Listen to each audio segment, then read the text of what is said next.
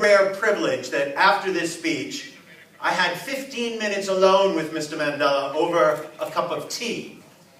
And the first thing he did was give me a signed copy of his book, The Long Walk to Freedom, which is where this quote comes from.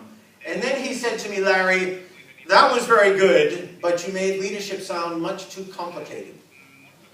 He said, I think leadership really is just about two things. I think it's about focus, and I think it's about action.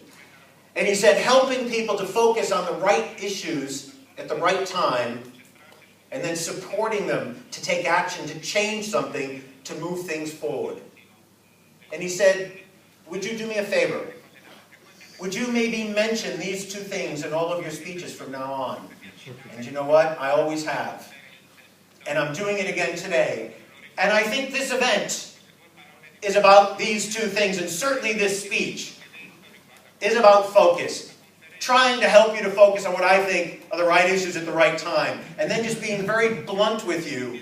And I'll say right up front, I have a reputation of being really honest with audiences, and I'm going to be really honest with you throughout. And I'm going to tell you that you could leave this event with all the vision in the world and all the focus in the world.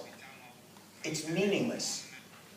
Meaningless, unless you have the courage to take some action as a result of being here to change something, to move things forward, either in your career or in your company. So, focus on what? Hopefully, focus on what really matters, what's relevant. That's my job. That's what I do. That's my objective. And you know, Claudio talked about how much has changed in 18 years. What about in 8 years? 8 years ago, no Facebook, no LinkedIn, no Twitter, no cloud, no Skype, no apps, no iPod, no iPad, no Kindle, none of it. 8 years, it's nothing. It's nothing.